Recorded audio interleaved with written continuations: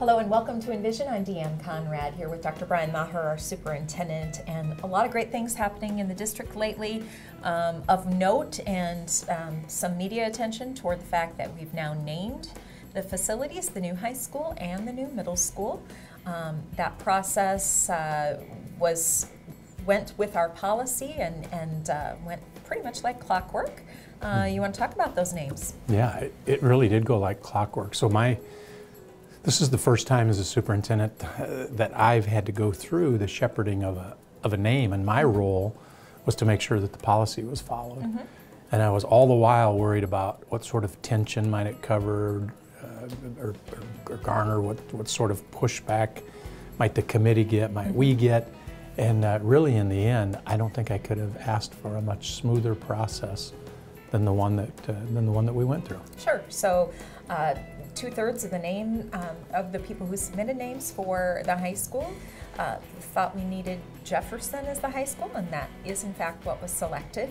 Mm-hmm. Pretty resounding yes behind that one. Yeah, Thomas Jefferson, it was interesting. So if you, just even in social circles, people would say, well, it's going to be Thomas Jefferson, isn't it?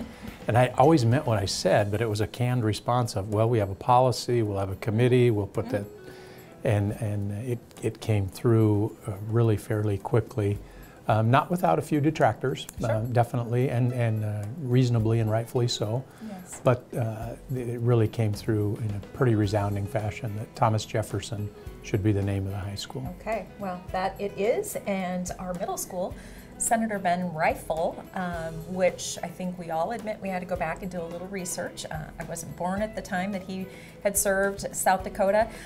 Sorry, it's true. I was. But yet, what a selection and an honor to have his name come up in the process as well.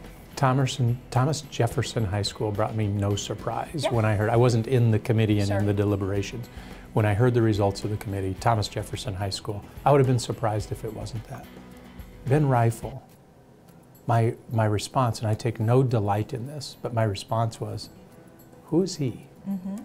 And then I started doing, I had some research given to me and then did my own research. And I went, holy cow, the committee nailed it. I mean, I have, again, social circles. I've been recently in peer. I've had people that I know only a little bit come up to me and endorse the names of the high school, but then talk specifically about Ben Reifel Middle School. And it is amazing the positive feedback, unsolicited positive feedback that I personally have received on that name, and have got no pushback, zero on the middle school name. Well, this is information I just found out minutes ago, but Ben Reifel came to Laura Wilder Elementary School in the early 60s and did a flag presentation of some sort.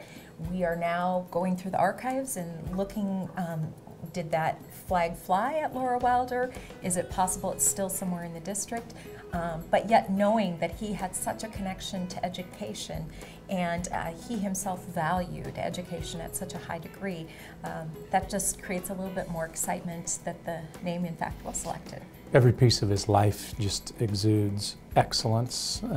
Education was certainly a central part of what helped him get to where he was professionally in the end, politically and professionally in the end, and no doubt his upbringing, his Native American roots, just the number of things that he brings to an educational entity, I think is phenomenal. I just, for a name that I had no idea would surface, I just think the committee worked. Lucky us. And lucky us. Lucky the city of Sioux Falls, and lucky the students that will inhabit Ben Reifel Middle School. Awesome.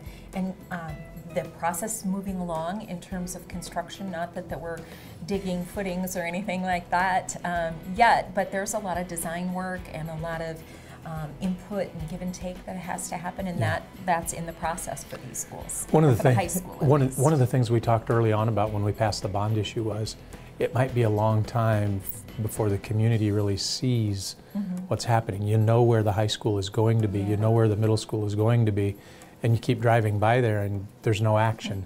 And there won't be for a while, probably until May, before we actually move some dirt out in those areas. Don't confuse that with no action. Right. Because there's a lot going on in terms of design development, talking to user groups. Architects are busy. Our construction manager is busy. Our operational services are busy. I mean, there are people really working. So kind of like a duck. Looks like it's going really smooth, but under the water, there's really a lot of paddling going on. Very good. Well, it'll be exciting to see exactly how all of that pans out and seeing a structure come up from the ground. But right now it seems like there's exciting things happening as well. So we hope you continue to join us on this journey of 2 new schools for Sioux Falls and a 3rd one eventually in a few more years. So thanks for joining us today on Envision.